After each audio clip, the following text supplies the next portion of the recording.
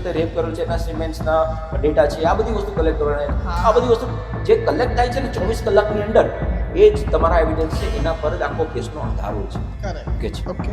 હવે એ દરમિયાન બોધે રાજી ખુશીથી આ સંબંધમાં હતા અને પ્રેગ્નન્ટ થઈ ગયા છે, તો પેલા છોકરા પર આપણે રેપનો કેસ તો દાખલ નહીં જ કરી શકીએ. હવે તમારો સિનેરિયો ફર્સ્ટ કેસની આપણે ડિસ્કસ કરીએ. અનમેરિડ છે, એ બી કહી દો કે કન્સર્ન બેવનો છે, પણ સ્ટીલ આગળ જઈને છોકરી એ કહે છે કે આને ચીટિંગ કરેલું છે. અચ્છા, હા, સમજાવું ને. તો આ બંને જણા આવી રીતના સંબંધમાં છે. કરેક્ટ. મેરેજ કરે છે કે નથી કરતા છે? નથી કરતા છે. મેરેજ પહેલા ચીટિંગ. મેરેજ પહેરેની વાત. ઓકે. તો બંને જણા એકબીજા સાથે આવી રીતે ફરે છે, વરે છે, શારીરિક સંબંધો પણ રાખે છે, ઠીક છે, બધું કમ્પ્લીટ થઈ જાય છે. હવે આ બે થાય છે પ્રેગ્નન્ટ. પછી evidence is the most powerful thing. તમે એ હોય ને એટલે તમે રાજા છો આખા કેસના. હવે ભારતીય બંધારણે દરેક નાગરિકને 18 વર્ષથી વધારે ઉંમરના નાગરિકને પોતાનું જીવન પોતાની સ્વતંત્ર રીતે જીવવાનો અધિકાર આપેલો છે. કોઈ પણ વ્યક્તિ સાથે રહી શકે છે, કોઈ પણ વ્યક્તિ સાથે સંબંધ રાખી શકે. પણ થોડુંક તો એ હાર્ડ હોય છે સર, ઇમોશનલી અગર જો આપણે જોવા જઈએ તો, કે એ ડિસિઝન લેવું એકદમ આમ, જેની સાથે આપણે 18-20 વર્ષથી માનો કે બહુ જૂના સંબંધો રહેતા હોય ને, એને એકદમ જ આમ કાયદો એમ કે તમે ભૂલાઈ દો, ચલો ડિવોર્સ કરતો, તો અઘરું હોય છે વ્યક્તિ માટે. તમે મોસ્ટ ઇમ્પોર્ટન્ટ પોઈન્ટ પર આવેલા છો. આ વિટમણાઓ બધાને હોય છે. મેં મારી લાઈફના 20 વર્ષ ઇન્વેસ્ટમેન્ટ કરેલા છે આ બાઈની પાછળ. બરાબર. આ બાઈ મેં એને એનું ભરણ પોષણ કરીને એના મૂડ્સ મેં ચેન્જ કરેલા છે, એને મેં ફરાવેલું છે, હરાવેલું છે, ફરાવેલું છે, બધી વસ્તુ છે. અત્યારે મને છોડી બીજા સાથે ચાલી ગઈ છે.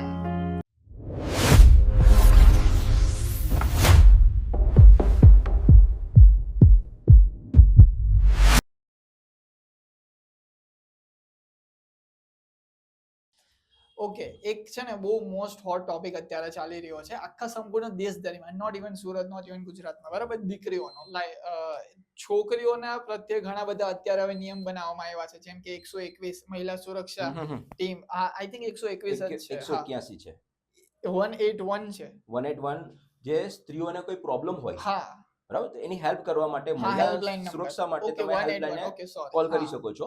કે 181 પર તમે કોલ કરશો તો એ તમને હેલ્પ માટે મહિલા મોકલી આપશે ને તમારી સુરક્ષા કરશે, તમને વસ્તુ પ્રોવાઈડ કરશે શોર્ટમાં. કરેક્ટ. ઓકે, વાત એવી હતી સર કે તમે જોશો ને તો આજકાલ ચીટિંગ બહુ થાય છે છોકરીઓ ઉપર. હવે કેમ પર્ટિક્યુલર છોકરીઓની જ વાત કરું છું, બીકોઝ પ્રેગ્નન્ટ એ જ થાય, છોકરાઓ નથી થતા. એટલે ચીટિંગ એવી થાય છે કે આપણે બે સિનેરિયો લઈએ. ઓકે, એક અનમેરિડ ના અને એક મેરિડ ના. હવે મને કહો, અગર જો અનમેરિડ વ્યક્તિ હોય, એના ઉપર કંઈક ચીટિંગ થઈ છે, અગર એને પ્રેગ્નેન્ટ કરવામાં આવી છે, પછી શું એને કરવું જોઈએ? અને એક પ્રેગ્નેન્ટ વ્યક્તિ, એક મેરિડ વ્યક્તિ પ્રેગ્નેન્ટ થઈ ગઈ છે, હવે છે બધું એની પાસે છે, લાઈક પ્રોપર મેરેજ થઈ ગયા છે, મેરેજ સર્ટિફિકેટ છે, બટ સ્ટીલ પેલો કંઈક બીજી વ્યક્તિ સાથે ભાગી ગયો છે ને એને અલ્ટિમેટલી તો ચીટિંગ જ કરી છે આ, અને આ એકદમ નિર્દોષ છે. શું કરવું જોઈએ? બે સિનેરિયો છે. ચલો આપણે આમાં પહેલા કાયદો સમજીએ. લગ્ન જીવનની બાબતને ડીલ કરવા માટે પર્ટિક્યુલર મેરેજ માટેના કાયદા બનાવવામાં આવેલા છે. ઓકે. એના માટેની અલગ પ્રકારની કોર્ટની વ્યવસ્થા કરવામાં આવેલી છે. ઓકે. જ્યારે કોઈ માણસ મેરેજ કરે છે, હિન્દુ વ્યક્તિ મેરેજ કરે છે, તો એને હિન્દુ મેરેજ એક્ટ લાગુ પડે, બરાબર. કોઈ હિન્દુ મુસ્લિમ વ્યક્તિ મેરેજ કરે છે તો એને સ્પેશિયલ મેરેજ લાગુ પડે, સ્પેશિયલ મેરેજ એક્ટ લાગુ પડે. Special marriage act, Hindu marriage act, આવી રીતે અલગ અલગ કાયદાઓ બનાવે છે. મેરેજ લાઈફ ના લગતા કોઈ પણ વસ્તુ હોય તેને ડીલ કરવા માટેના કાયદાઓ બનાવેલા છે. ઓકે, તો આના અનુસંધાને આપણે વાત કરી શકીએ. બીજું કે મેરેજ લાઈફ ને અનુસંધાને ડીલ કરવા માટે ફેમિલી કોડ બનાવવામાં આવેલી છે. ઓકે, હવે તમારો સિનેરિયો ફર્સ્ટ કેસની આપણે ડિસ્કસ કરીએ. અનમેરિડ છે, કોઈ બેન છે, બરાબર, એ કોઈકની સાથે પ્રેમ સંબંધમાં આવે છે. હવે એ વ્યક્તિ મેરિડ છે કે કુંવારું છે? જે વ્યક્તિની તમે વાત કરો છો એને એ મેરિડ છે કે કુંવારો છે? છોકરો, અચ્છા, છોકરો કુંવારો છે, બંને અનમેરિડ છે, પણ ચીટ થયેલું છે. ચાલો ચીટિંગ પણ એના પર પોઈન્ટ પર પણ આવીએ કે આ બેન છે, એમને પણ મેરેજ નથી થયા, આ ભાઈના પણ મેરેજ, બંને એકબીજાને પસંદ કરે છે, પણ ઉંમર પૂરી છે. છોકરીની 18 વર્ષ પતેલા છે, છોકરાના 21 વર્ષ પતેલા. હા, લીગલ એજ છે. બંને એકબીજાને પસંદ કરે છે, એકબીજા સાથે ફરે છે, એકબીજાને મિત્રતા છે, એકબીજાને. એ બી કહી દો કે કન્સર્ન બેવનો છે, પણ સ્ટીલ આગળ જઈને છોકરી એ કહે છે કે આને ચીટિંગ કરેલું છે. અચ્છા, હા, સમજાવું ને. તો આ બંને જણા આવી રીતના સંબંધમાં છે. કરેક્ટ. મેરેજ કરે છે કે નથી કરતા છે? નથી કરતા છે. મેરેજ પહેલા ચીટિંગ મેરેજ પહેરેની વાત ઓકે. તો બંને જણા એકબીજા સાથે આવી રીતે ફરે છે વરે છે, એક શારીરિક સંબંધો પણ રાખે છે, ઠીક છે, બધું કમ્પ્લીટ થઈ જાય છે. હવે આ બેન થાય છે પ્રેગ્નેન્ટ થઈ જાય છે. પછી પેલો છોકરો કહે છે કે ના ભાઈ માને તારી સાથે નહીં મળે, હું તો ભાઈ આ વસ્તુમાં નહીં બરાબર, તું મને પસંદ નથી છે, છોકરું બકરું મારું પણ નથી છે. પછી ફરી ગયો છે. હવે આમાં આપણે સમજીએ છીએ આને ચીટિંગની કેટેગરીમાં લાવવા માટે તમારે 9 નેજા પાણી લાવવા પડે એ બેને સાબિત કરવા માટે. એક હમણાં BNS માં નવો કાયદો આવેલો છે કે કોઈ લગ્નનો વાયદો કરેલો હોય ને કોઈ છોકરી સાથે શરીર સંબંધ બાંધવામાં તેને 10 વર્ષ સુધીની કેદની સજાની જોગવાઈ છે. બરાબર, હમણાં જે નવા કાયદા આવેલા છે તો એમાં પણ એ બેને સાબિત કરવું પડશે કે આ માણસે લગ્નની લાલચ આપી હતી, એના એવિડન્સ આપવા પડશે. બંને જણા પોતાની મરજીથી સંબંધો રાખતા હતા તો જનરલી અત્યારે તો એને ચીટિંગની કેટેગરીમાં લાવતા નથી. અગર એને ચીટિંગમાં લાવવું છે મારે તો એના માટેના મારે એવિડન્સ આપવા પડશે, સઘન એવિડન્સ. વકીલના કોર્ટમાં એવું કહેવાય છે evidence is the most powerful thing. તમે એ હોય ને એટલે તમે રાજા છો આખા કેસના. તો એવિડન્સ મારે લાવવા પડે કે આ જે બાઈ છે, છોકરી છે, એના તરફેણમાં મારે એવા એવિડન્સ જોઈએ કે એને લગ્નની લાલચ આપતું કોઈ કોલ કરેલો છે, કોઈ ચેટ કરેલી છે, કઈક વસ્તુ છે, એવા એવિડન્સ ક્રિએટ કરવા પડે. બરાબર, અગર એ એવિડન્સ નથી તો આપણે એને ચીટિંગ માની શકીએ નહીં, કારણ કે બંને જણા પોતાની મરજીથી. હવે ભારતીય બંધારણને દરેક નાગરિકને 18 વર્ષથી વધારે ઉંમરના નાગરિકને પોતાનો જીવન પોતાની સ્વતંત્ર રીતે જીવવાનો અધિકાર આપેલો છે. કોઈ પણ વ્યક્તિ સાથે રહી શકે છે, કોઈ પણ વ્યક્તિ સાથે સંબંધ રાખી શકે છે. હવે એ દરમિયાન બધે રાજી ખુશીથી આ સંબંધમાં હતા અને પ્રેગ્નેન્ટ થઈ ગયા છે તો પેલા છોકરા પર આપણે રેપનો કેસ તો દાખલ નહીં જ કરી શકીએ. એનો બચાવ છે, એ સાબિત કરશે જો મારી પાસે ચેટ છે, જો મારી પાસે અમારું રેકોર્ડિંગ છે, આ બધી વસ્તુ. અમે તો અમારા ગૂગલના જે કોઈ લોકેશન ટ્રેકિંગ છે, બધી વસ્તુ છે, હું બતાવું તમને. અમારા સંબંધ પોતાના કન્સેન્સ્યુઅલ છે બધી. અમે બંને જણા રાજી ખુશી આ બધા સંબંધમાં આવેલા હતા, એટલે કોઈ એના પર રેપનો કેસ દાખલ કરવો બહુ અઘરો છે. બરાબર, છતાં બહુ આપણે પ્રેશર કરીને એના પર રેપનો કેસ કદાચ દાખલ કરાય પણ દઈએ. મારી પાસે એક મેટર હતી, મેરિડ વુમન હતી, બીજા સાથે સંબંધ હતો ને પ્રેગ્નેન્ટ પણ થઈ ગઈ હતી, બધું. પોલીસ વાળા કેસ દાખલ નહીં કરતા હતા, આપણે બહુ પ્રેશર કરીને દાખલ કરાય. પેલા જામીન થઈ ગયું 2 દિવસમાં જ. એવિડન્સ એવા બધા નહીં હતા. રેપ થાય ને રેપ, તો એનો ગોલ્ડન અવર્સ મેં તમને કહું, જ્યારે કોઈ વ્યક્તિ પર રેપ 24 અવર્સ કે એનો ગોલ્ડન અવર્સ તમને કહું કે જ્યારે રેપ થાય ને ત્યારે તરત જ એ વ્યક્તિને ત્યાં પોલીસ સ્ટેશને જવું પડે, એનું મેડિકલ થાય, એના એવિડન્સ કલેક્ટ કરવામાં આવે, એમાં એના નખ છે, પછી એનું જે કોઈ પ્રકારની સ્થિતિ છે એ બધી વસ્તુ રેકોર્ડ કરવામાં આવે. બરાબર, જે પુરુષે એની સાથે રેપ કરેલ છે એના સિમેન્ટ્સના ડેટા છે, આ બધી વસ્તુ કલેક્ટ કરવાની. આ બધી વસ્તુ જે કલેક્ટ થાય છે ને 24 કલાકની અંદર, એ જ તમારા એવિડન્સ છે, એના પર જ આખો કેસનો આધાર હોય છે. રાજી ખુશીથી તમે શરીર સંબંધ બાંધેલા હોય તો એવા બધા મેટર જ નહીં બને કે માર મારેલો છે ને આમ છે ને તેમ છે, બધું લેવું ક્યાંથી? બધું જયારે રેપ થાય ત્યારે બધું બહુ ગંદી રીતે માર મારેલો હોય ને આ બધી વસ્તુ આવતું હોય છે, તે પુરાવાની અંદર આવે. આ થઈ ગયું કે રેપ આ પ્રશ્ન છે. હવે આપણે પેલા એમાં જઈએ કે પેલા એના પર આપણે રેપનો કેસ દાખલ થવો બહુ મુશ્કેલ છે, છતાં બહુ તમે લાગવગ લગાવીને રેપનો કેસ દાખલ કરાવી પણ દીધો, કેસ અમારી પાસે આવે તો 5 મિનિટમાં ઉડાવી દઈશું. બરાબર, કેસ જ આખો ઉડી જશે, કારણ કે તમે સંબંધમાં હતા બધી વસ્તુ. તો અગર એ પ્રેગ્નેન્ટ થઈ ગઈ છે લેડી, એને બાળક થઈ જાય છે, તો એ બાળકની જવાબદારી, એનું ભરણ પોષણ એ તમામ એ પુરુષે કરવું પડશે. બરાબર, 50% નહીં આવે. એ બાળક તમામે 100% એ બાળકની જવાબદારી પછી આ બાળક, એને અનોરસ બાળક તરીકે આપણે કાયદાની ભાષામાં એને અનોરસ બાળક તરીકે વર્ણવી શકીએ. બરાબર, કે એ અનોરસ બાળકનું 100% જવાબદારી પછી આ ભાઈની રહેશે. પછી એવું પણ નથી ને લાવો મને કબજો આપી દો મારા બાળકનો, એ અલગ મેટર છે. ચાઇલ્ડ કસ્ટડી, ભાઈ પાસે કબજો હશે પણ એનું જે ભરણ પોષણ ને બધી વસ્તુની જવાબદારી તો આ ભાઈની રહેશે. આ ભાઈની કરોડોની મિલકત હશે ને તો એમાં પણ આ બાળકને તો અધિકાર મળવાનો જ છે. સાબિત થઈ ગયું કે બાળક આના થકી થયું છે તો થવાનું. હવે કદાચ એક સમય એવું પણ થાય કે ડીએનએ ટેસ્ટ ફેલ જાય,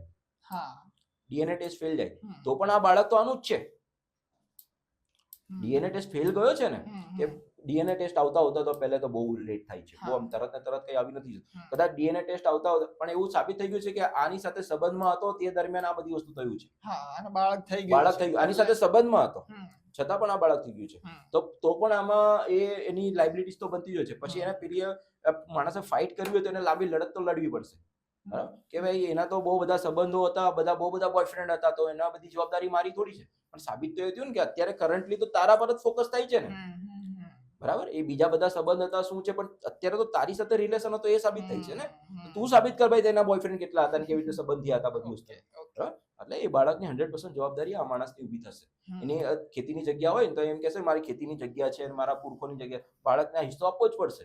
ભલે બીજા લગ્ન કરી નાખશે, બીજી ફેમિલી કરશે, બાળકનો હિસ્સો તો રહેશે જ. એટલે આ સિનેરિયો હોય છે, આવી રીતનું એનું આપણે જોઈ શકીએ છીએ. આ અનમેરિડ ની વાત થઈ. હવે થોડું મેરિડ નું સમજાવો કે મેરિડ હોય સ્ટીલ એ કોઈ બીજા સાથે સંબંધ બાંધે છે, છોકરી કે છોકરો બંનેનું આપણે ચલો લઈએ, થોડું વધારે નોલેજ મળશે, તો શું કરવું પડે અગર ચીટેડ થયા હોય તો? સંવિધાને બધાને પોતાનો જીવન સ્વતંત્ર રીતે જીવવાનો અધિકાર આપેલો છે. ઓકે, બરાબર, આ બેઝિક કાયદો છે, બેઝિક વસ્તુ છે. આર્ટિકલ્સ પ્રમાણે ભલે મેરિડ થઈ ગયા હોય તો, મેરિડ થઈ ગયા હોય કે ગમે તે હોય, ઓકે, લો એવું કહે છે કે તમે જીવી શકો છો.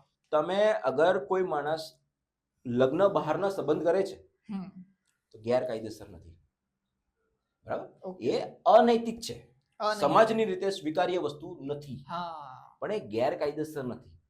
આ વસ્તુને પગલે તમે એને જેલમાં બંધ નહીં કરી શકો. ઓકે, કોઈ મેરિડ છે તો વધુમાં વધુ એ ડિવોર્સ કરી શકશે, ભાઈ મને ડિવોર્સ આપી દે.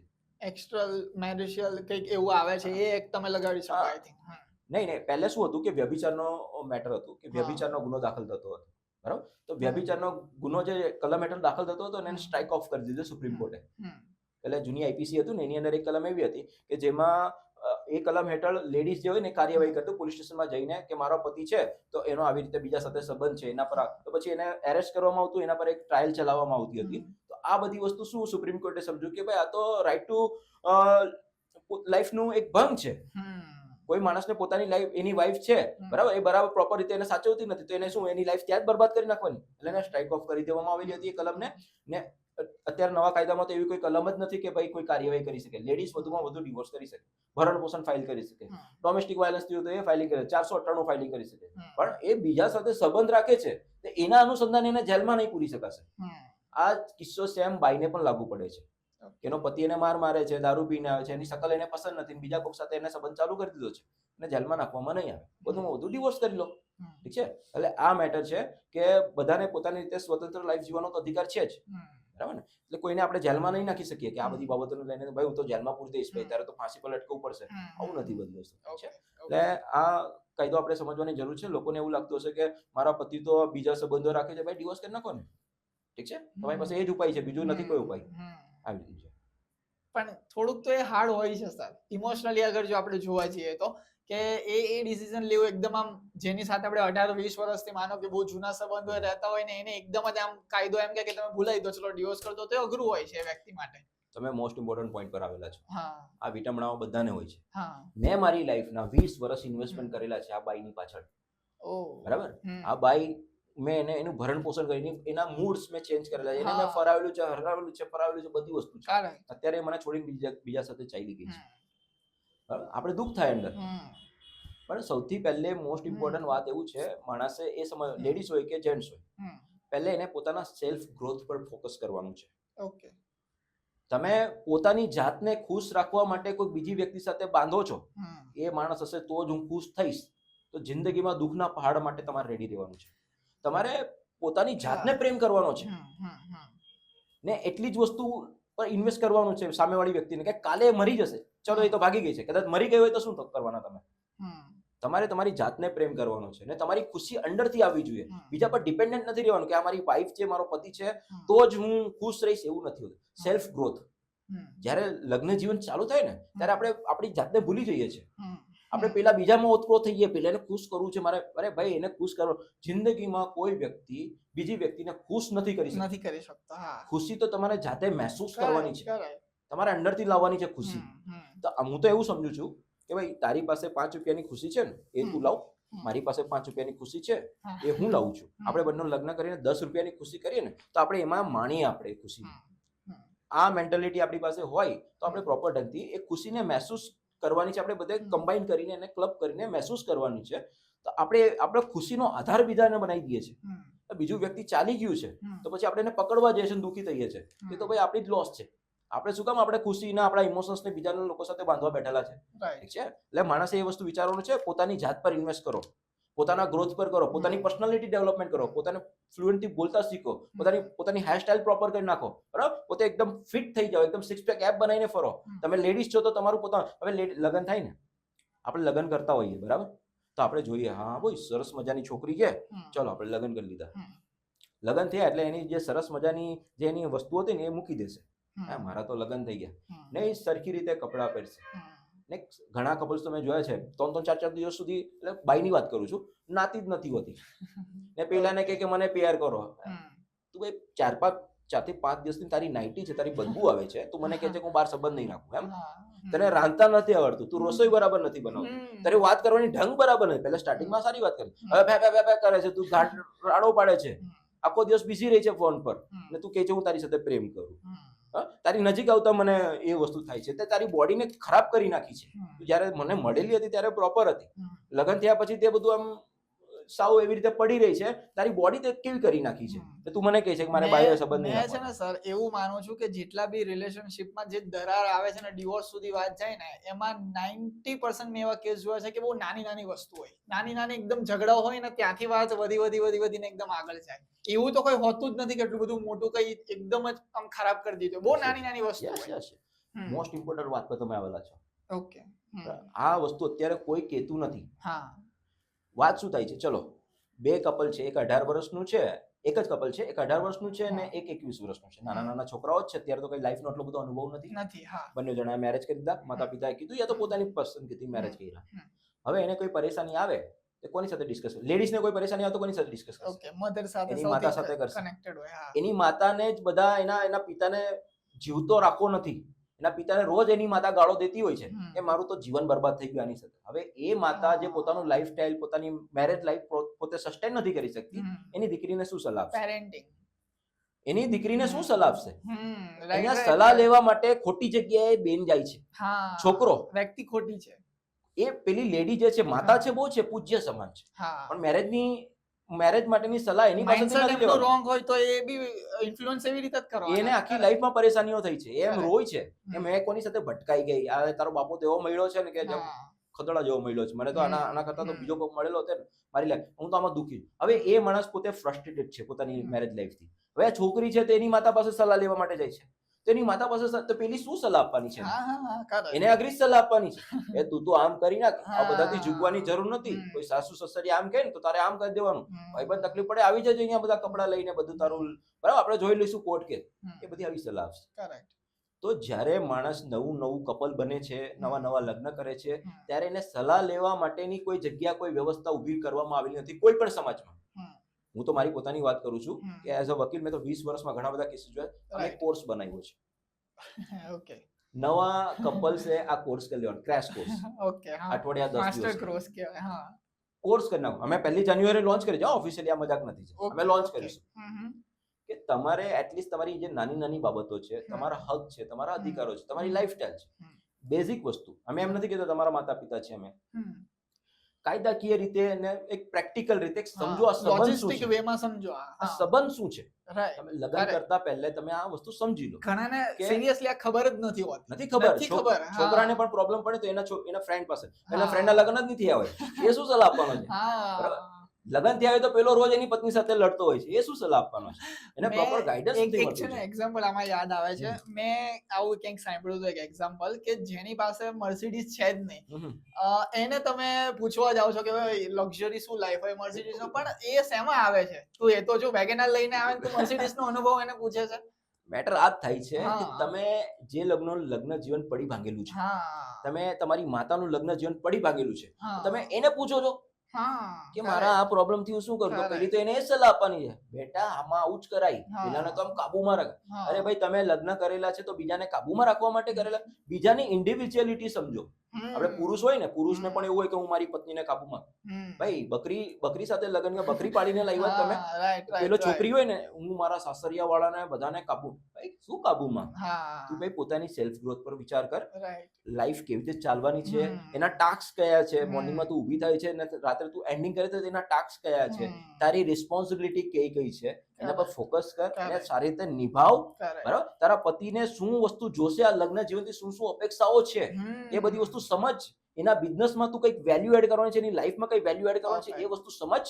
પછી બંને જણા ડિસ્કસ કરો. તો આ બધી વસ્તુ જ્યારે તમે સમજતા થશો ત્યારે તમારામાં ઘસરણ આવવાની બહુ સંભાવના ઓછી થઈ જશે. ને તમે જે 5 વર્ષમાં જે તમે એકલા હાસિલ કરવાના હતા એની જગ્યાએ 5 વર્ષમાં તમે ડબલ ટ્રિપલ હાસિલ કરી લેશો. એક્ચ્યુઅલી તમે સારું કામ કરી રહ્યા છો. આ ક્રેશ કોર્સ તો લોન્ચ કરી એના પર અમારું ફોકસ જ છે કે પ્રોપર વે થી એક કોર્સ બનાવી દઈએ, ભલે 7 દિવસનો.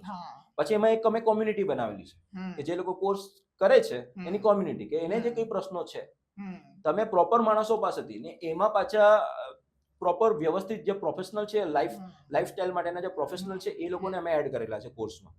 એ પોતે એના વ્યૂઝ આપે છે કે ભાઈ આ આવી રીતે થતું હોય છે, આ સમસ્યાઓ બહુ નોર્મલ છે, તમે આને આવી રીતે પણ ડીલ કરી શકો છો. તમે પહેલે તો તમારું, આપણે જ્યારે કોઈ મકાન બનાવવા જઈએ ને તો પહેલે આપણે એનું ગ્રાઉન્ડ બનાવવું પડતું હોય છે, એનું જે બેઝ બનાવવો પડતો હોય છે.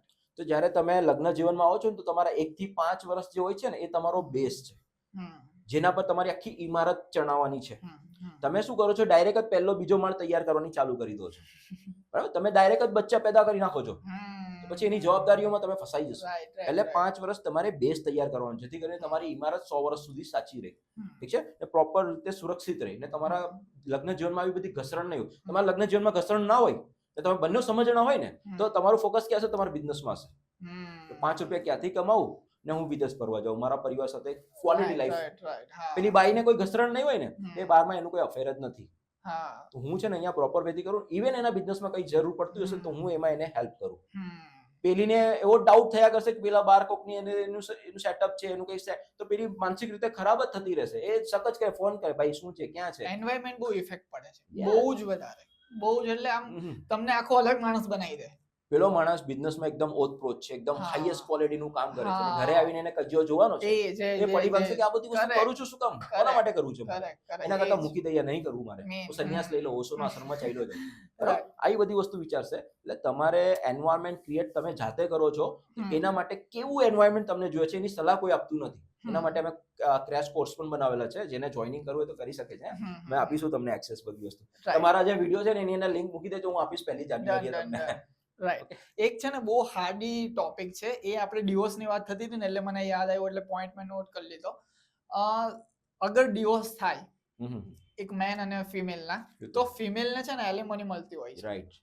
મારું એવું કેવું છે, ખાલી ફક્ત ખાલી આ એક આપણે જસ્ટ ડિસ્કશન કરીએ છીએ, કોઈ મારી ઉપર ના ચડી જતા કે આ કેવું બોલે છે, કે એને એલિમની મળે તો છોકરાનું શું? ઓકે, એનું કઈ જ નથી અત્યારે, એને ખાલી આપવું જ પડે છે બીકોઝ એ સક્ષમ છે, એ કમાય છે. મારું ખાલી એટલું કહેવાનું છે કે એવું બી એક હોવું જોઈએ એક રૂલ, કે જેટલી અત્યાર સુધી ફિમેલને એને સ્પેન્ડિંગ કર્યું છે ને, જે બી વસ્તુ અપાઈ છે, કે એનામાં સ્પેન્ડ કર્યું છે, કે એનામાં ખર્ચો કર્યો છે ને એની લાઈફસ્ટાઈલ સુધારી છે, એ બધું બી આને બેક આપવું જોઈએ. ઓકે, તો ઇક્વલ પર વાત થાય. સુપર પોઈન્ટ છે એકદમ. પોઈન્ટ બહુ સરસ મજાનો છે. આપણે બેઝિક થી સમજીએ એલિમની શું છે. હવે જ્યારે લગ્ન થતા હોય છે ત્યારે તમારે વચનો આપવા પડતા હોય છે. હા, એકબીજાને વચનો આપવા પડતા હોય છે. વચનોમાં શું હોય છે કે આ લગ્ન જીવનથી ઉપસ્થિત થતી લાઈફ આપણે બંને જણા સરખી રીતે વહેંચશું, એને આપણે એન્જોય કરીશું, એવું આપણે બંને જણા એકબીજાને વચન આપીએ છીએ. પેલો મંત્રો ઉચ્ચાર થતા હોય ને એમાં આ જ બધું વસ્તુ હોય છે. તો એક લગ્ન એક કોન્ટ્રાક્ટ છે જેમાં બે પક્ષકારો છે, પતિ પત્ની બંને પક્ષકારો છે. બંને એવી શરતો મૂકે છે કે હું આજે 7 ફેરાની અંડરમાં હું આ વચન આપું છું કે જે તે સમયે આપણે બંને જણા લાઈફ ચાલુ કરીશું, એ આપણી ઇન્ડિવિજ્યુઅલ લાઈફ રહેશે, એમાંથી જે કઈ વસ્તુનું ઉપાર્જન થશે એનો ભોગ આપણે બંને જણા સરખી રીતે કરીશું. બરાબર ને? આ કોન્સેપ્ટ છે એલિમનીનો. ઠીક છે.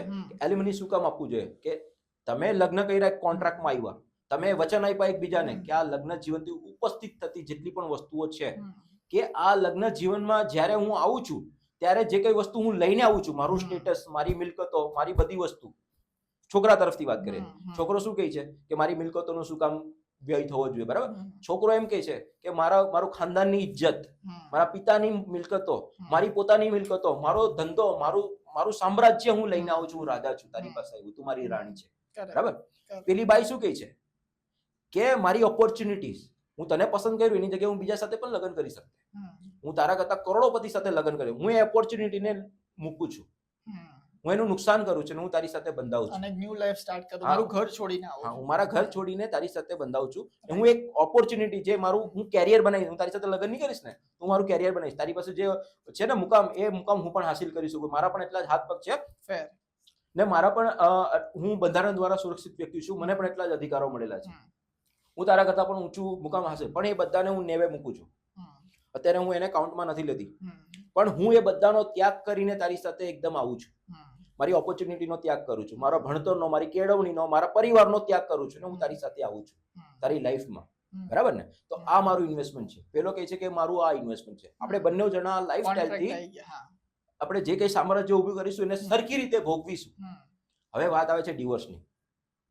તો ડિવોર્સ જ્યારે થાય છે ત્યારે પેલો માણસ એવો બળાપો કાઢતો હોય છે કે હું શું કામ આપું? ભાઈ તું શું કામ આપે? તે છે ને આ વસ્તુનું વચન આપેલું હતું, તે કોન્ટ્રાક્ટ કરેલો હતો. જ્યારે મેરેજ કરેલા હતા ને ત્યારે તે કોન્ટ્રાક્ટ કરેલો હતો, તે વચન આપેલું હતું આ બાઈને કે આ લાઈફસ્ટાઈલથી જેટલી પણ વસ્તુની ઉપાર્જન થશે એ બધી વસ્તુ આપણે સહિયારું વહેંચીશું.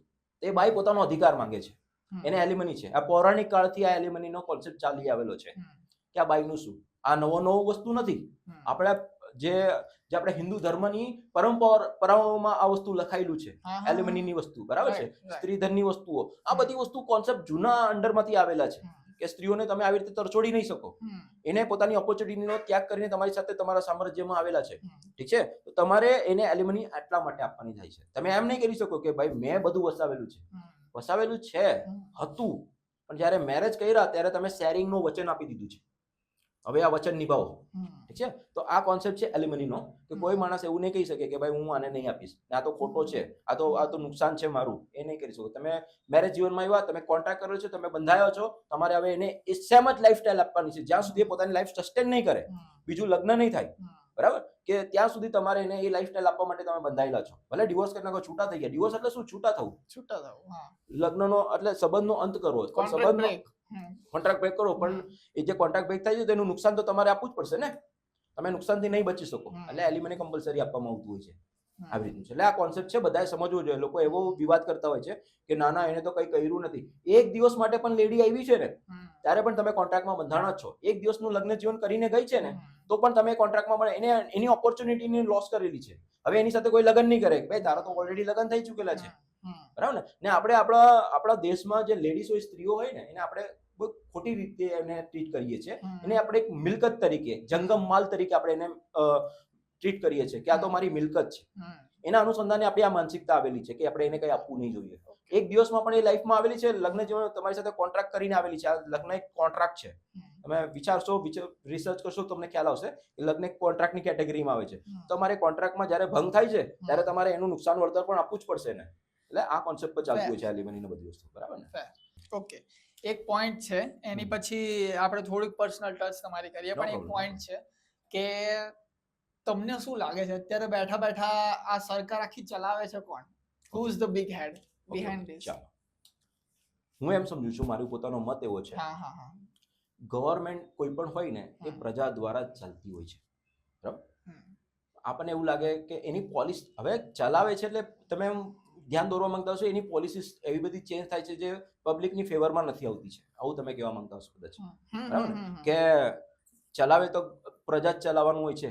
પ્રજા દ્વારા ચૂંટાયેલા લોકો જ ગવર્મેન્ટમાં જવાના છે ને એ લોકો દ્વારા જ બધા બિલ પાસ થાય. અમુક સર ડિસિઝન હોય ને, પોલિસીસની વાત કરો છો તમે. અત્યારે અમુક ડિસિઝન હોય ને હવે જઈને કદાચ બદલાયા છે બીકોઝ ઓફ સોશિયલ મીડિયા. કે હવે બધાને બીક છે કે મારું નામ બહુ ઉપર આવી જશે, કારણ કે હવે સોશિયલ મીડિયાનો પાવર આવી ગયો છે. એટલે મોટા હવે પોલિટિશિયન બી ક્યાંક ને ક્યાંક બીવે છે કે યાર આ નહીં કરવું જોઈએ, કારણ કે પેલા પાસે પેલો ઇન્ફ્લુએન્સર છે, ચાલો એક વિડીયો નાખે તો ઘણા આવી જશે અને કમ્પેરેટિવલી મને નહીં મળે. તો ક્યાંક ને ક્યાંક સોશિયલ મીડિયા એક બહુ સારો ભાગ બજાવી રહ્યો છે કે કોઈ બી દબાવવાની કોશિશ કરે ને પેલા પાસે થોડું ઘણું બી પબ્લિક પાવર છે તો પેલો ઉપર આવી જશે. મોસ્ટ ઇમ્પોર્ટન્ટ પોઈન્ટ પર આવી આપણે. હવે આપણે કયા પ્રકારના દેશમાં જીવીએ છીએ? લોકશાહી. લોકશાહીનો મતલબ શું છે? કે લોકો દ્વારા લોકો દ્વારા બનાવેલી, લોકો માટે બનાવેલી સરકાર. બરાબર? લોકો દ્વારા ચૂંટાયેલા જશે ત્યાં ને એ આખું ગવર્મેન્ટ બધું સંભાળશે બધી વસ્તુ. આવી રીતની વાત છે. આપણે લોકશાહીને આપણે આવી રીતે સમજીએ છીએ. પણ પ્લુટો કરીને હતા, ફિલોસોફર હતા, બહુ મહાન ફિલોસોફર. એમનું કહેવાનું હતું કે જે ડેમોક્રેસી છે ને એક મિથ છે. એ વર્ક જ નહીં કરે. ડેમોક્રેસી ક્યાં વર્ક કરે? જ્યારે બધા સરખા લોકો ભેગા થયા હોય. સરખા લોકો ભેગા થયા હોય. હું તમને એક્ઝામ્પલ આપું કે આપણે બધા મળીને એક પ્લેન ચલાવવાનું છે. આપણે 200 પેસેન્જર છે, બરાબર? આપણે બંને પાયલટ છે. તમે મેન પાયલટ છો ને હું કો પાયલટ છું, બરાબર? આપણું આખું પ્લેન ચલાવવાનું છે. હવે બધાનો વિરોધનો વંટોળ ઉભો થયો છે. આપણે લોકશાહી પ્લેન ચલાવીએ છીએ, વિરોધનો વંટોળ ઉભો થયો. ભાઈ ના એમને પાયલટ તરીકે નહીં ચાલે, નહીં મજા આવે અમને લોકોને ઉડવાની, બરાબર? પેલો હિતેશભાઈ પણ નહીં ચાલે કો પાયલટમાં, નહીં મજા આવે આપણને. આપણે એક કામ કરીએ, ઇલેક્શન કરીએ. ઇલેક્શન કરી ને આપણામાંથી કોઈ એક માણસને ચૂઝ કરીએ. જે ચૂઝ થશે ને એ આપણું પ્લેન ચલાવશે, બરાબર? ભલે એને અનુભવ નથી, કોઈને અનુભવ છે જ નહીં. હું તમને ઇક્વિલિટીની જ વાત કરું છું. 200 જણામાંથી એવા તો કોઈ કેપેબલ છે જ નહીં જેને ટ્રેનિંગ લીધી હોય, જેને પ્લેન ઉડાવી હોય, એવા બધા કોઈ છે નહીં. પણ આ લોકો તો બધા વિરોધનો વંટોળ કર્યો છે. ભાઈ આપણે તો લોકશાહી પ્લેનમાં છીએ. તો ભાઈ આમાંથી એક માણસ આવ્યો, વિઠ્ઠલભાઈ. વિઠ્ઠલભાઈ ચૂઝ થઈ ગયા. બહુ સારું એવું છે, ખેતીવાડી ને બધું સારું છે, બધા લોકો ઓળખે છે. વિઠ્ઠલભાઈ તો બહુ અઘરા માણસ. ભાઈ એને પાયલટ બનાવો, ચલો ટોપી પહેરી લીધી, ભાઈ ચલાવો વિઠ્ઠલભાઈ. એ પ્લેનમાં તમે બેસવાનો છો? પહેલા તો પાયલટ જ ઉતરશે કે ના પણ એ પાયલટ એ કદાચ ચાલુ પણ કરી દેશે. વિઠ્ઠલભાઈ થોડા હોશિયાર પણ યુટ્યુબ બધું જોવે જ છે, ચલાવી પણ લેશે. ચાલુ ચાવી મારી દેશે, નાખી દેશે ગિયરમાં. તમે પ્લેનમાં બેસવાનો છો? ના, કારણ કે અનુભવ જ નથી. તરત જ તમે કહેશો ને ભાઈ વિઠ્ઠલભાઈ પેલા અમદાવાદ જેવી કરશો, તમે કોકની જગ્યાએ ફેંકી દેશો, અહીંયા બધા રાખ થઈ જશે, કોઈ બચશે પણ નહીં. વિઠ્ઠલભાઈને આપણે ઉતારી દઈશું, ભાઈ તમે ચલાવો. થશે કે નહીં આવું? આ એક્ઝામ્પલ છે આપણા દેશનું. તમે પણ પ્રધાનમંત્રી બની શકો છો. તમારી પાસે પણ એટલા પાવર છે, તમારી પાસે એટલા અધિકારો છે કે તમે પ્રધાનમંત્રી બની શકો. નહીં બની શકો, ચલો મને કહો છો, તમે ધારાસભ્ય નહીં બની શકો? તમારી પાસે પાવર તો છે ને, કેપેસિટી પણ છે, તમારી ઉંમર પણ છે, બરાબર? તમારી પાસે બધી વસ્તુ છે. એટલે તમને સંવિધાન દ્વારા અધિકારો પણ મળેલા છે. એક કોઈ વ્યક્તિ છે, એની પોતાની સ્ટોરી એવી છે કે હું તો ચા વેચતો, તો એ માણસ પણ છે જ ને, કે મોટી સ્ટેજ પર હાજર થઈ ગયા. બધા માણસ ચલાવી શકે છે પ્લેન. અરે બધા માણસ ત્યાં પ્લેનમાં પાયલટ તરીકે બેસી જાય, વિઠ્ઠલભાઈ બની શકે છે. પણ એની પાસે કેપેસિટી છે દેશની સમસ્યાઓ સમજવાની, એની સિસ્ટમને સમજવાની, એની આંટીઘૂંટીઓ, એના કાયદાઓને સમજવાની કેપેસિટી છે. તો આપણે શું કરીએ છીએ? આપણામાંથી જ કોક માણસને ચૂંટીએ છીએ, વિઠ્ઠલભાઈને ચૂઝ કરીએ છીએ. ભાઈ આવો વિઠ્ઠલભાઈ, જાઓ ભાઈ ત્યાં કેબિનેટમાં જાઓ, જે જોઈએ તે બિલ પસાર કરો. ઘણી વખત આ ટોપિક વિચારો, પેલાને અનુભવ જ નથી પ્લેન ચલાવવાનો, દેશ ચલાવવાનો અનુભવ નથી. તો દેશ ચલાવવાનું કામ પ્રોફેશનલ લોકો પાસે હોવું જોઈએ. સ્ટાર્ટિંગમાં શું થયું હતું? દેશ કોણ ચલાવતું હતું? વકીલો ચલાવતા હતા. તમે ગાંધીજી જુઓ, નહેરુજી જુઓ, સરદાર વલ્લભભાઈ પટેલ જુઓ, ડોક્ટર બી.આર. આંબેડકર સાહેબને જુઓ, આ બધાને જુઓ, કોણ હતા? લો કોને બનાવ્યા હતા? આ લોકોએ મળીને જ બનાવ્યા હતા. મોટા ભાગના 80 થી 90% લોકો પોલિટિક્સમાં જે હતા ને બધા વકીલો હતા. સિસ્ટમને જાણતા હતા, કાયદાની આંટુઘૂંટીઓ જાણતા હતા. અત્યારે બધા ગમે તેવા લોકો આવી ગયા છે. લેટેસ્ટ ની ગવર્મેન્ટ ને બધા પ્રેશર કરે છે. અમુક સમાજ એવો પ્રેશર કરે છે કે આવો કાયદો લાવો, મનપસંદ કાયદો લાવો. કાયદો કોને કહેવાય? જે આખી બધી વસ્તુને કવર કરે, બધાના વેલફેર ને કવર કરે. તમારા ઘરે તમારી દીકરીઓ ભાગી જાય છે તો નવો કાયદો લાવવાનો છે. ભાઈ આ કયા પ્રકારનું પ્લેનમાં મારે બેસવાનું છે? ઠીક છે. એટલે પ્રશ્ન આ થાય છે કે અત્યારે જેને પ્લેન ચલાવવાનો અનુભવ નથી એવા વિઠ્ઠલભાઈને આપણે ત્યાં બેસાડેલા છે કે ચલાવતું ને એ પ્લેનમાં આપણે સવાર છે, આપણી જિંદગી, આપણા પરિવારને લઈને આપણે બેઠેલા છે. તો આ બહુ વિચારવા જેવી બાબત છે. એટલે આના માટે તમારે સજાગ થવાનું છે, બધાએ સજાગ થવાનું છે, મારે પણ સજાગ થવાનું છે કે જ્યારે હું અહીંયાથી કોઈને ચૂઝ કરું છું એ પોતે સક્ષમ હોવો જોઈએ. એ માણસ પોતે અને આની લાયકાત એવી હોવી જોઈએ. હું એરા ગેરા નથુ ખેરાને નથી મોકલવાનો, નહીં તો પછી એ વહીવટ જ કરવાનો છે. એ વહીવટ કરશે, એ મારી પરેશાની, મારી સોસાયટીની પ્રોબ્લેમ સોલ્વ નહીં કરી શકશે. બરાબર? દેશમાં હાહાકાર જ મચવાનો છે, રેપ થવાના છે, બળાત્કાર થશે, મર્ડર્સ થશે, કઈ કોઈને ન્યાય નહીં મળે. તમે માણસ સ્ટાર્ટિંગ થી જેવા ચૂઝ કરો.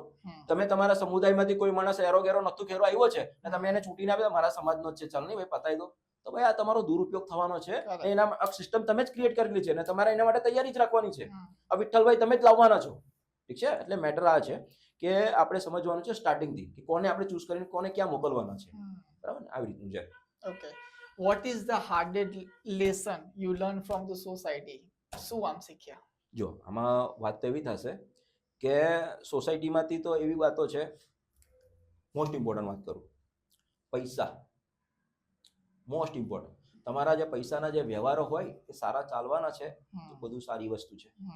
જે દિવસે એ વ્યવહારો ખોરવાના તો ભાઈ ભાઈના ઝઘડાઓ થતા હોય છે, ભાઈ ભાઈના કતલ થતા હોય છે, ભાઈ બહેનોને નથી સાચવતા છે, માતા પિતા છોકરાઓને પ્રોપર્ટીના ટ્રાન્ઝેક્શન્સ ને આ તેને બધી વસ્તુના લફડા જ્યારે બરાબર થયું ત્યારે કોઈ સંબંધો કામમાં નથી આવવાના, બધા સંબંધો ટૂંકા પડવાના છે. એક મોસ્ટ ઇમ્પોર્ટન્ટ પોઈન્ટ છે જે કોર્ટમાં અમે રોજ જોઈએ છે. પૈસાના ટ્રાન્ઝેક્શન, પ્રોપર્ટીના ટ્રાન્ઝેક્શન, એમાં તમારો સંબંધ ચાલવાનો નથી. પોતે પ્રેક્ટિકલ રહો, એમ કરીને તમે આ વસ્તુ કરી શકશો. બીજો લેસનની વાત કરીએ. બીજો લેસન એવો છે કે સોસાયટી છે ને ક્રાઇમને હેટ નથી કરતું. ક્રાઇમને હેટ નથી કરતું. હા, પણ પકડાઈ જવાથી હેટ કરે છે.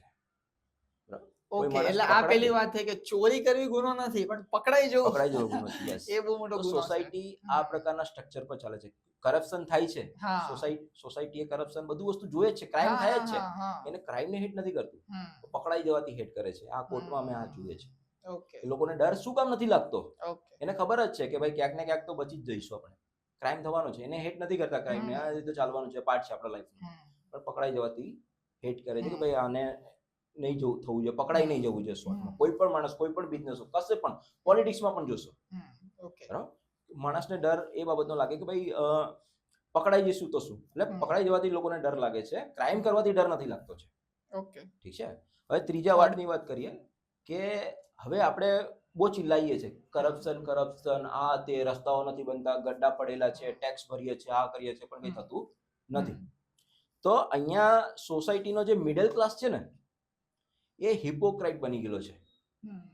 હિપોક્રાઇટ એટલે દંભી બની ગયું છે. એ જે આ જે વર્ગ છે, જે સૌથી મોટો વર્ગ છે, એ દંભી છે. એને પોતેને જ કરપ્શન થતું હશે તો પોતાની સેફ લાઈફ માટે, પોતાની કમ્ફર્ટેબલ લાઈફ માટે કરપ્શનને પ્રોત્સાહન આપશે. આપણે એક્ઝામ્પલ લઈએ, આપણે સિગ્નલ પર જતા હોઈએ છીએ ને આપણાથી સિગ્નલ તૂટી ગયું છે, આપણને દંડ આવ્યો છે, 2000 રૂપિયાનો દંડ હશે. ઠીક છે, 2000 સ્પીડ ડ્રાઇવિંગ કરી નાખ્યું, આપણે 2000નો દંડ આવશે. તો આપણને કોઈ પેલો હવાલદાર પકડશે ને, આપણા છોકરાઓ, આપણા બૈરા પાછળ બેઠેલા હશે તો પણ આપણે એને 500 રૂપિયા આપીશું. 500 રૂપિયા રફા દફા કરી. આ મિડલ ક્લાસ લોકો ચિલ્લાય છે, જે દુનિયા, આપણા દેશનો સૌથી મોટો ભાગ છે, એ ચિલ્લાય છે કરપ્શન, ક્રાઇમ, આ થયું તે થયું, પણ એ પોતે જ કરપ્શનનો હિસ્સો છે, એ એને જ પ્રોત્સાહન આપે છે. એટલે દંભી છે. આ જે વર્ગ છે ને દંભી બની ગયો છે. જ્યારે પોતાનું આ દંભીપણું મૂકી દેશે ને ત્યારે કંઈક વસ્તુ પ્રોગ્રેસમાં આવી શકે એમ છે. એટલે આ 3 લેસન્સ છે જે તમે મને પૂછતા હોય કે શું થઈ શકે છે, શું તમે નોટ કરેલા છે, તો કોર્ટની પ્રેક્ટિસ દરમિયાન આવા બધા અમે નોટ કરેલા હોય. અને હું તમને કહું કે તમે કીધું નોલેજ ઇઝ અ પાવર, બરાબર. આપણું આખું આજનો પોડકાસ્ટ નો હેતુ જ એ છે કે નોલેજ ઇઝ પાવર. અગર નોલેજ હોય તો કોઈ સિસ્ટમથી ડરવાની જરૂર નથી. બટ હું થોડુંક આને હજી ચેન્જ કરું અને હું એવું કહું કે money is the new power. પૈસા એક નવો પાવર છે. અગર મારી પાસે પૈસા હોય ને ઝીરો નોલેજ છે તો બી આઈ થિંક મને કોઈ ટચ નહીં કરી શકે. તો તમે શું કહેવા માંગો છો? ચલો વાત કરીએ આપણે. તમે કહો છો પૈસા is the new power. Okay, money is the new power. હવે બની રહ્યું છે એમ. પૈસા નો ડાઉટ એ છે, પાવર છે, બરાબર, એમાં પાવર છે. પૈસા વગર જેની પાસે બહુ પૈસા હોય ને એ કમ્ફર્ટેબલ લાઈફ જીવે, બરાબર. હવે એક વાત સમજો તમે કે તમારી પાસે કરોડો અબજો રૂપિયા છે, તમે શું જમવાના છો? સવારે તમે શું જમશો? બ્રેકફાસ્ટમાં એટલે બ્રેકફાસ્ટ. શું કરશો? એટલે બ્રેકફાસ્ટમાં શું લેશો? અગર જો કરોડો અબજો રૂપિયા હોય તો? કરોડો અબજો એકદમ. ઓકે, તો હું તો જે રીતે નાનપણથી મોટો થયો છું ને મારી જે આદતો છે એ રીતે હું બહુ તો બ્રેડ બટર, એકદમ હાઈમાં હાઈ તો બ્રેડ બટર ખાઈશ, વોટ એવર, કંઈક એવું કંઈક ખાઈશ. આપણે ભાખરી ને બધું તો છે, પણ અગર કરોડો અબજો રૂપિયા હોય તો કદાચ એકાદ દિવસ આપણે બ્રેડ બટર ખાઈએ કે થોડો હાઈફાઈ નાસ્તો કરીએ, પણ સંતુષ્ટિ તો પેલામાં જ છે. પછી તમે આવ્યા લંચ પર. લંચ પર તમે શું કરશો? એકદમ હાઈએસ્ટ ક્વોલિટીનું ચિકન બીકન હશે કે વોટએવર તમે વેજ કરતા હશો એ તમે જમી લેશો. ડિનર પણ આપણે આખા દિવસનો આપણે ખર્ચો કરતા કરતા કેટલો ખર્ચો થશે? 50,000 ખર્ચો થશે. મારા એક દિવસનો ખર્ચો 50,000. ઓકે, 50,000 ને 50,000 કોઈ માણસ 70 દિવસ સુધી કરે, 70 વર્ષ સુધી. આપણી લાઈફ જનરલી 70 વર્ષ જ હોય છે. આપણે પેદા થયા ત્યારથી જ આપણે કરોડો અબજોપતિ છે, તો 70 વર્ષ સુધી તો એની મિલકતો કઈ ખતમ થવાની છે? તો માણસને એકદમ એક્સ્ટ્રીમ લાઈફસ્ટાઈલ જીવવા માટે પણ એને નોમિનલ ખાવાનું તો એ જ છે ને, બરાબર, રહેવાનું તો એને લાઈફસ્ટાઈલમાં એટલું જ છે. હવે આ વસ્તુનો યુઝ ક્યાં કરવાના છો તમે? જીવવા સંતુષ્ટિકારક. ચલો મારી પાસે બહુ કરોડો અબજો રૂપિયા હોય તો હું કામ નહીં કરીશ, વકીલાત નહીં કરીશ, એના શું બધાના ફોન એટેન્ડ કરવા, પૈસામાં કામમાં લગાવી દઈશ, પૈતું બધી વસ્તુ. પછી હું જઈશ કોઈ ટાપુ પર, એકદમ મારો પોતાનો પર્સનલ ટાપુ, એકદમ સરસ મજાની ગાડીઓ, બધા મારા ફ્રેન્ડ્સ પણ રોજ પાર્ટી કરીશ એકદમ, હા, બરાબર? હા. કેટલા સુધી પાર્ટી કરીશ? હા. તબિયત પણ જોવાની ને. હા 6 પેક એપ બનાવી દીધા છે, ઓ ચલો કેટલે, 1 વર્ષ 2 વર્ષ 3 વર્ષ 5 વર્ષ, બરાબર? બહુ કરોડો અબજો રૂપિયા છે, આપણી પાસે પાવર છે. કેટલે સુધી એન્જોય કરવાનું છે? કરેક્ટ. રિલેશનશિપ્સ હા લાઈફમાં 4 આપણા પિલર્સ હોય છે, કરેક્ટ. બરાબર છે? એક તો વેલ્થ હોય, જે આપણે હમણાં ડિસ્કસ કરી, કેટલું કરવાના વેલ્થ છે, વેલ્થ, પણ એક પાયો જ છે ખાલી વેલ્થ. હેલ્થ. પછી હેલ્થ આવે છે, કરોડો અબજો રૂપિયા છે પણ ચલાતું જ નથી, કરેક્ટ, કોઈ કામ એન્જોય નથી અને થતું, મેં જોયું છે, નજરે જોયું છે આ તો. બરાબર? હા તો હેલ્થ છે, વેલ્થ છે, શેટર. બરાબર? એ તો આવી ગયું, પેલે વેલ્થ ની અંદર બધું વસ્તુ આવી જશે આપણને. કરોડો Okay. અબજો રૂપિયા હોય તો આપણી પાસે Okay. શું સારું મકાન પણ નહીં હોય, બધું હોય આપણી પાસે. હેલ્થ આવે, વેલ્થ આવે, બે પિલર છે આપણે. હા ત્રીજું પિલર આવે છે રિલેશનશિપ. ઓ રિલેશનશિપ તમારે Nice. કરોડો અબજો પાર્ટી કરવા માટે ફ્રેન્ડ જ નહીં આવે તો શું કરવાના? હા nice. Relationship. Relationship not only there, પોતાની જાત સાથે. હું એકલો બેઠો છું બીચ પર ને મને કંટાળો આવે છે, તો હું મારી સૌથી મોટી નુકસાની કહેવાય, મારું સૌથી મોટું લોસ કહેવાય. હું બીચ પર બેઠો છું ને એકલો બેઠો છું ને મને હજુ મજા આવે છે, વાવ હું તો સરસ મજાની, બરાબર? મને સંતુષ્ટિ છે. એ પોતાની જાત સાથેનો રિલેશનશિપ, બરાબર? આપણે ભગવાનને પૂજા કરીએ સફિશિયન્ટ નથી છે, આપણે અંદર પણ આપણે એક ભગવાન બેઠેલો છે, એક હિતેશ પથવાર બેઠેલો છે, જેની હું પૂજા કરું છું. તો મને એની સાથે એની કંપની પણ સારી લાગે છે, એ પણ મારી એક મૂડી છે, એક પણ મારી મિલકત છે. ચોથું આવે છે આધ્યાત્મિકતા. તમે કોઈ ભગવાન, કોઈ નાસ્તિક, કઈ વસ્તુ બિલીવ નથી કરતા, કોઈની પર માનતા નથી છે, પણ તમે નથી માનતા એ પણ એક પ્રકારની આધ્યાત્મિકતા તો છે જ. બહુ અલગ ટોપિક છે પણ છે. તમે આધ્યાત્મિકતા એટલે 3 પિલર્સ હોય છે, આ 4 પિલર્સ છે આપણા, 4 પિલર્સ, ઠીક છે? તો એના પર જ્યારે આપણે બેસીએ ને, ઠીક છે, તો એ જે વસ્તુ આવે ને આપણી પાસે, એ પાવર છે, સંતુષ્ટિ એ છે. કરોડો અબજો રૂપિયા છે. હવે તમે કીધું કે money is the new power, ઠીક છે? પાવર ક્યાં ઇમ્પ્લિમેન્ટેશન જ ક્યાં કરવાના, તમે શું કરી લેવાના છે? બોલો, ચલો વેચાતા લઈને બધાને મારવાના છે આપણે?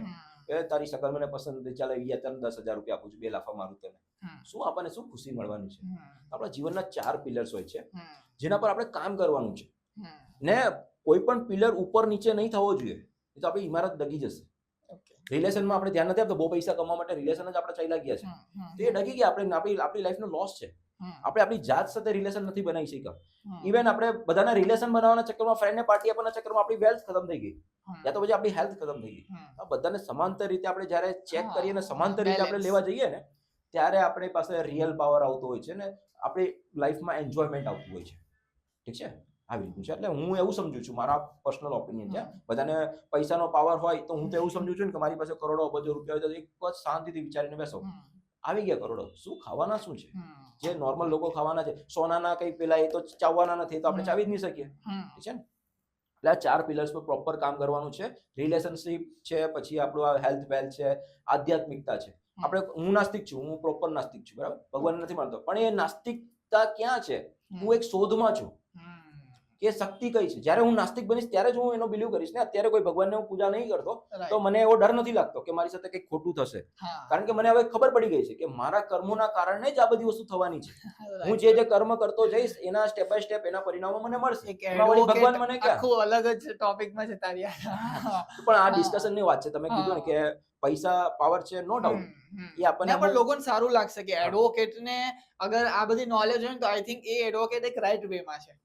બધાએ આ નોલેજ મેળવવું જોઈએ. હું તો બધાને કહું છું કે તમને તમારી પોતાની જાત સાથે પ્રેમ હોવો જ જોઈએ. તમે માત્ર તમારી પત્નીને પ્રેમ કર્યા કરશો ને, એ છોડીને ચાલી જશો એટલે દુઃખી થવા સિવાય બીજો કોઈ નહીં. પોતાની જાત સાથે તો પ્રેમ કરો. પોતાની કંપની, સોલો ટ્રાવેલ કરો. હું તો સોલો ટ્રાવેલ બહુ કરું છું.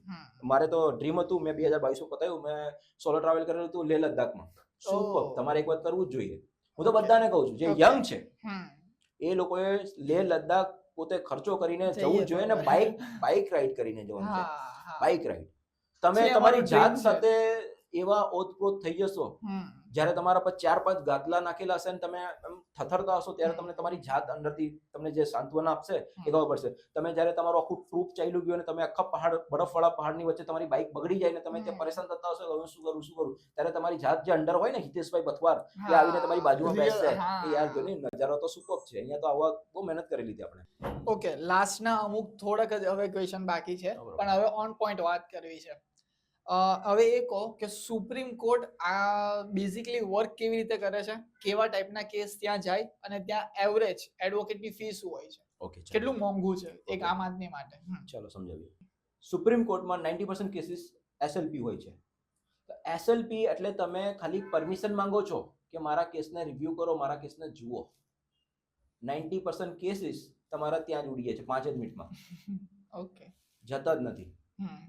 સુપ્રીમ કોર્ટમાં એવા જ કેસીસ ચાલે છે જેના પર બહુ એકદમ મોટા પ્રકારનો પબ્લિકનું ઇન્ટરેસ્ટ સમાયેલું હોય ને કંઈક ખરેખર કોઈ પણ પ્રકારના અધિકારોનું હનન થયું હોય, જેમાં ખાસ તાકીદે જરૂર પડેલી હોય, બરાબર ને, એવા જ કેસીસ પર હિયરિંગ થતું હોય છે. એટલે બધા કેસીસ ત્યાં સુપ્રીમ કોર્ટમાં જતા નથી. અગર બધા કેસીસ ત્યાં સુપ્રીમ કોર્ટમાં જવા લાગે તો સુપ્રીમ કોર્ટ પણ ચોક થઈ જશે, એનું ગળું રૂંધાઈ જશે, કોનું સાંભળીએ અને કોની રિવ્યુ કરીને શું કરીએ.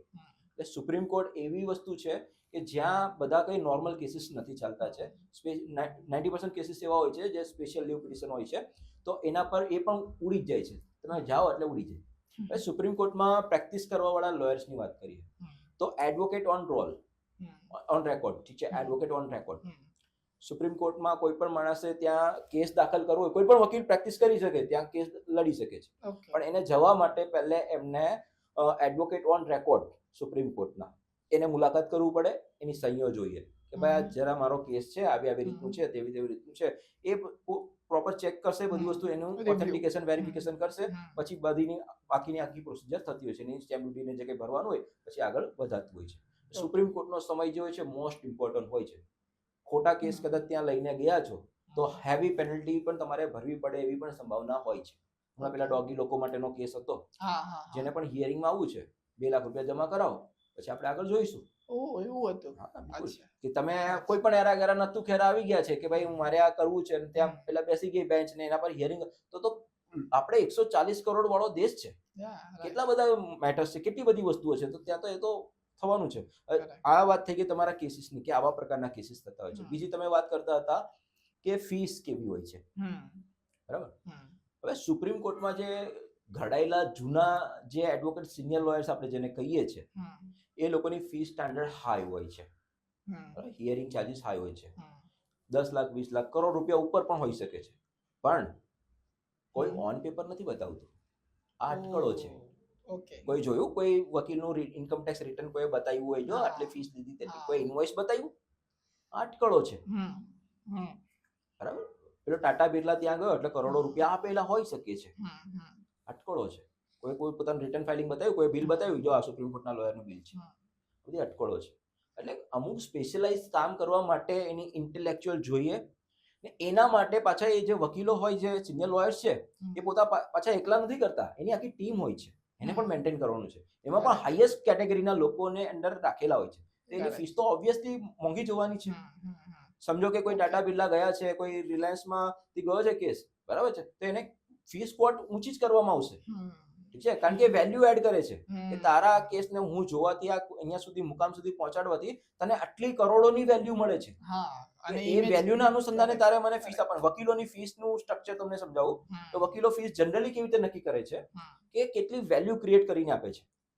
તમે કોઈ પણ પ્રકારનો સમજો કે લેન્ડ લિટિગેશનનો કેસ લઈને આવ્યા છો, 5 કરોડની જગ્યા છે, બરાબર, તો એ જોશે કે આ 5 કરોડના કેસને હું હેન્ડલ કરું, તે 5 કરોડની સોલ્યુશન તમારું આવવાનું છે, બરાબર. તો હું એના અનુસંધાને ફીસ કોટ કરું, ભાઈ મારી ફીસ તો 5 લાખ રૂપિયા થશે, મારી ફીસ તો 20 લાખ રૂપિયા થશે.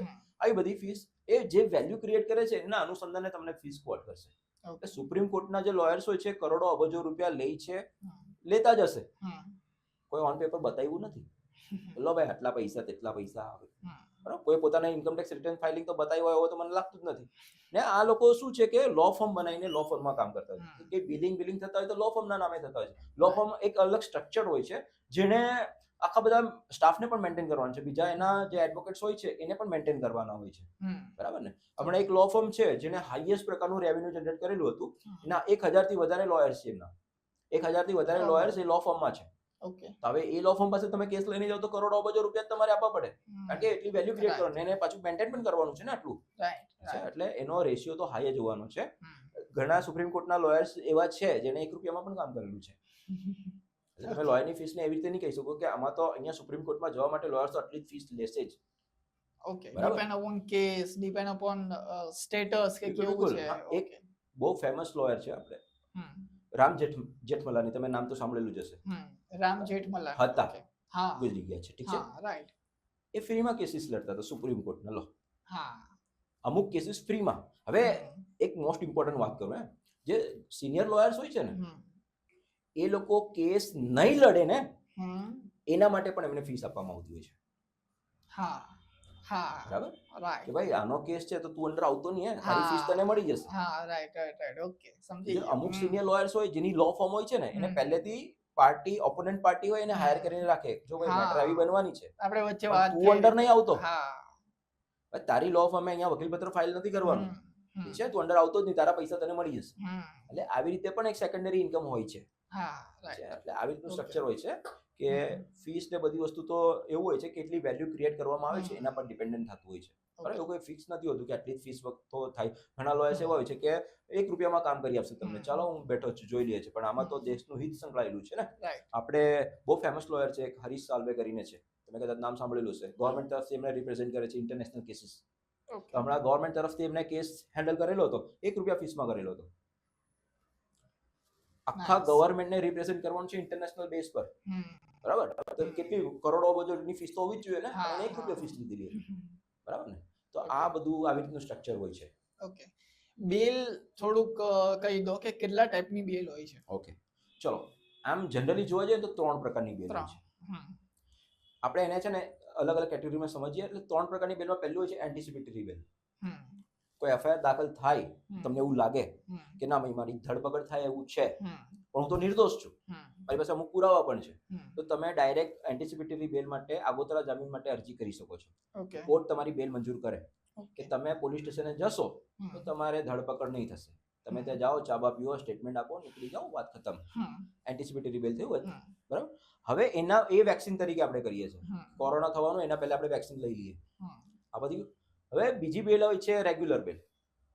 રેગ્યુલર બેલમાં એવું છે કે એફઆઈઆર દાખલ થઈને પોલીસે ધરપકડ કરી લીધી.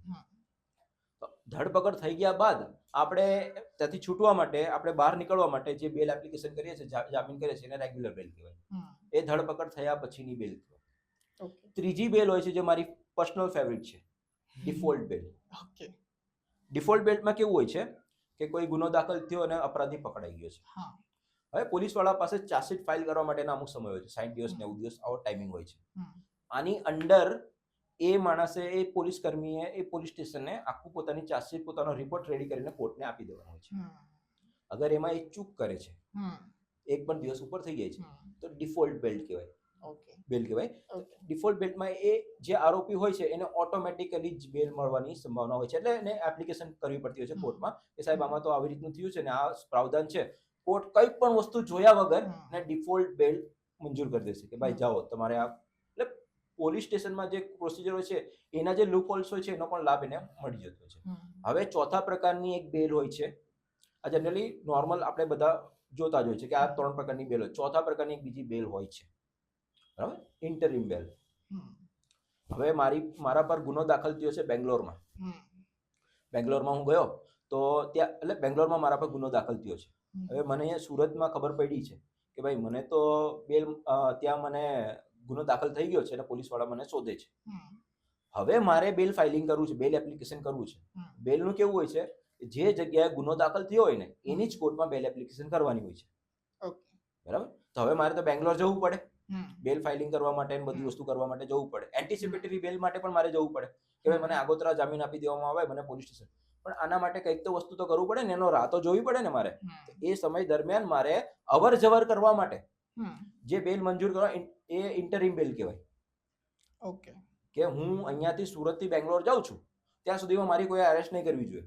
પહેલા મને એ બેલ આપી દો એટલે હું આ મારો ટ્રાવેલિંગ કરું ને હું નિર્દોષ છું એનો બધી વસ્તુ સાબિત કરીને હું આગળ વધું. બરાબર, એક આ પ્રકારની પણ બેલ હોય છે.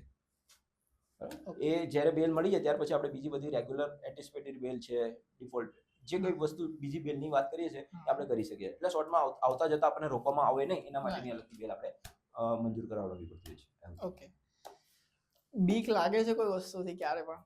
અચ્છા, બીકમાં તો એવું છે ને કે આપણે સુરતી છે, બાય હાર્ટ સુરતી, ઠીક છે. આપણે ધંધા પણ જોયા છે, દંગા પણ જોયા છે. જોયું છે સુરતમાં કેવા રમખાણો થયા હતા તમે જોયું જશે, કદાચ તમે એની હિસ્ટ્રી ચેક કરશો તો આપણને ગોળીઓથી, દંડાથી, ચાકુ છરીઓથી, આવું બધું વસ્તુથી આપણને ડર તો બિલકુલ જ નહીં લાગે. એ કોઈની હિંમત નહીં થઈ શકે કે આપણને આ બધી બાબતોથી ડર આવી જાય. ડર લાગે આપણને. કેનાથી ડર લાગે? કે જ્યારે એક અસીલ છે, બરાબર, પોતાની કમાઈમાંથી વસાવીને, પોતાની કમાઈમાંથી જે પૈસા ભેગા કરીને, રકમ ભેગી કરીને આપણને ફીસ આપે છે. આપણે એનો કોર્ટમાં કેસ એનો રિપ્રેઝન્ટેશન કરવા માટે જઈએ છીએ. જજ સાહેબ રજા પર હોય છે અને આપણે એને એ આશા લગાવીને બેઠેલો હોય છે કે ભાઈ સાહેબ શું થયું. આપણે ત્યાં બહાર જઈને એને જવાબ આપીએ ને, સાહેબ યાર રજા પર છે, નેક્સ્ટ ડેટ પડેલી છે. જ્યારે એની નિરાશા હોય ને, એની આંખોમાંથી જે નિરાશા ટપકતી હોય ને, એનાથી ડર લાગે છે. જ્યારે આપણે ત્યાં સામેવાળા વકીલ હાજર નથી ને આપણે તારીખ લઈ છે અને આપણે એને કહીએ છીએ કે ના અત્યારે કામ નહીં મેળ પડે, તારીખ પડેલી છે, ત્યારે જે એની જે બળતરા હોય છે, જેની નિશાસા હોય છે, ઠીક છે, એ નિશાસાથી ડર લાગે છે. બરાબર, એટલે એડજોર્નમેન્ટ નહીં લેવા જોઈએ. કોઈ પણ વકીલ સાહેબ હોય ને, એમને એડજોર્નમેન્ટ નહીં લેવા જોઈએ. કોર્ટના કેસને પ્રોપર તરીકેથી ચલાવી લેવું જોઈએ, ન્યાય સુધી પહોંચાડવું જોઈએ. તો જે આ નિરાશાઓ હોય ને, જે નિશાસાઓ હોય ને, એનાથી ડર લાગે છે, બહુ ડર લાગે છે. રાતે સુવા નહીં દે કે આવતીકાલે કેસ છે ને આવી રીતનું છે તો શું થશે. અનસર્ટિનિટી છે કોર્ટમાં, તારીખ પડશે કે ચાલશે મેટર, ચાલશે તો મારા હિતમાં ફેસલો થશે કે નહીં થશે, તો સામેવાળાને હું શું જવાબ આપીશ, એની નિરાશાને હું કેવી રીતે ફેસ કરીશ. એની ખુશી છે તો ઠીક જ છે, પણ આ જે નિરાશા જે છે ને, એ ડર છે ને, એ જીવતો રાખે છે. સવારે મને ઉઠાડે છે ત્યાંથી કે ભાઈ આ નિરાશા તારી પાસે નહીં, તું મક્કમ રહે, તું બરાબર અભ્યાસ કર, તારો કેસ પ્રોપર તૈયાર કર. તું રાતે 3-4 વાગે તું આખી રાત શું નહીં, ઠીક છે, પણ ત્યારે આખો કેસ તૈયાર કરીને પ્રોપર વેમાં રિપ્રેઝન્ટેશન કર. કારણ કે આ ડર છે મને, કે આની નિરાશા, આના નિશાસાઓ મને નથી જોતા છે. બરાબર, એટલે આ બધી બાબતોનો ડર લાગતો હોય છે. બસ આજ આપણો આખો પોડકાસ્ટ હતો. શેર યોર એક્સપિરિયન્સ, કેવો રહ્યો? સુપર. આ તમે જે કરો છો એકદમ ઇન્ટેલેક્ચ્યુઅલ વસ્તુ કહેવાય, બરાબર ને. લોકો કંઈક બીજી વસ્તુ જોવે, એન્ટરટેનમેન્ટ સમજે, પોતાનો સમય બરબાદ કરે, સમય પાછો નથી આવવાનો છે. એના કરતા કંઈક વસ્તુ વેલ્યુએબલ વસ્તુ શીખે, કંઈક જોવે ને કંઈક શીખે, એના લાઈફમાં કંઈક ચેન્જ આવે, કંઈક વેલ્યુ એડ થાય, એ પ્રકારની પ્રવૃત્તિઓ તમે કરો છો. તો મને તો તમને ખૂબ ખૂબ શુભેચ્છાઓ અને ખૂબ ખૂબ અભિનંદન કે આ પ્રકારની સૂઝ તમને ભગવાને, પરમાત્માએ તમને આપી. તમે આ વસ્તુમાં આગળ પણ વધો છો અને તમે કરો પણ છો. ઘણા લોકોને પરમાત્મા એવા સંકેત આપતા હોય છે કે કરો, પણ લોકો નથી કરતા, એ ખાલી મૂકી દે છે. પણ તમે આઈડિયાને ઇમ્પ્લિમેન્ટેશન કરો છો, એ તમારા માટે બહુ સરસ મજાની બાબત છે અને હું તમને ફ્યુચર માટે ખૂબ જ શુભેચ્છાઓ આપીશ. Right, thank you so very much Hitesh sir, અમારા પોડકાસ્ટને જોઈન કરવા માટે અને આજે લોકોને એક રાઈટ નોલેજ પ્રોવાઈડ કરવા માટે. ઘણું બધું આઈ હોપ કે તમે શીખ્યા હશો અને ગેરંટીડ યુ હોપ શું, કારણ કે ઘણું બધી એવી વાત હતી કે જે ખબર નહોતી, પણ આ રીતે સ્ટેપ વાઇઝ અને પ્રોસેસ વાઇઝ તમે ફોલો કરો તો થઈ શકે. એના બી અમુક સોલ્યુશન્સ હોય, એ આજે હિતેશ સરે આપણી સાથે શેર કર્યા. તો thank you so very much આવવા માટે. ડેફિનેટલી અગર ઓડિયન્સને ગમ્યો ને તો આપણે ઇન ફ્યુચર બીજો એક પોડકાસ્ટ આપણે કરીશું અને આનાથી બી વધારે નોલેજ આપણે લેવાની ટ્રાય કરીશું. Thank you so very much for joining to our podcast. Thank you.